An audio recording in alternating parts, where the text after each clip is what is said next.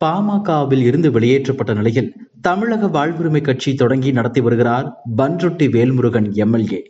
வட தமிழ்நாட்டில் சாதிய மோதல்களை முன்வைத்து பாமக இடம்பெறும் கூட்டணியில் ஒருபோதும் விசிக இடம்பெறாது என்கிற நிலைப்பாட்டை கொண்டவர் தொல் திருமாவளவன். அண்மையில் பாமகவின் நிழல் நிதிநிலை அறிக்கை வெளியிட்ட போது பாமக நிர்வாகிகள் திடீரென்று வேல்முருகனின் வீட்டுக்கே சென்று அந்த அறிக்கையை வழங்கினர். அப்போது நெகிழ்ந்து போன வேல்முருகன் டாக்டர் ஐயா, சின்ன ஐயா ஆகியோருக்கு நன்றி என சமூக வலைத்தளங்களில் பதிவிட்டிருந்தார். இதே பாணியில் தற்போது மாமல்லபுரம் அருகே நடைபெறும் வன்னியர் சங்கத்தின் சித்திரை பெருவிழாவுக்கு விசிக தலைவர் திருமாவளவனுக்கு பாமக தரப்பில் நேரில் அழைப்புதல் கொடுக்கப்பட்டுள்ளது. இப்படி பாமகவின் பரம எதிரிகளாக வேல்முருகன் மற்றும் திருமாவளவனுடன் திடீரென டாக்டர் ராமதாஸ் சமாதானமாக செல்வது குறித்து பாமக நிர்வாகிகளிடம் நாம் பேசினோம்.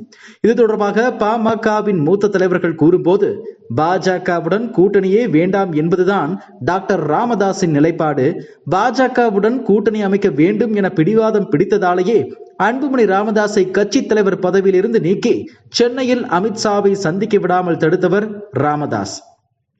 டாக்டர் ராமதாஸின் கூட்டணிக்கான விருப்பமாக அதிமுக அல்லது திமுக தான். தற்போது பாஜக கூட்டணியில் அதிமுக மீண்டும் இணைந்து விட்டது. இதனால் திமுகவுடனான கூட்டணியில் இணைந்தாக வேண்டிய கட்டாயத்தில் இருக்கிறார் டாக்டர் ராமதாஸ். ஆனால் திமுக கூட்டணியில் வேல்முருகன், திருமாவளவன் இருக்கின்றனர்.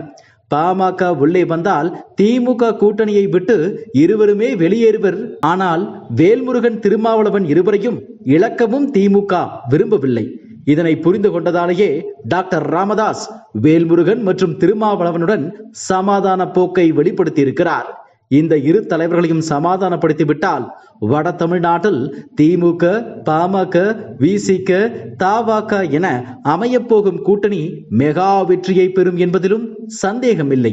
இதற்கு முன்னோட்டம்தான் வேல்முருகன், திருமாவளவனுடனான டாக்டர் ராமதாஸின் சமாதான முயற்சிகள் என்கின்றன.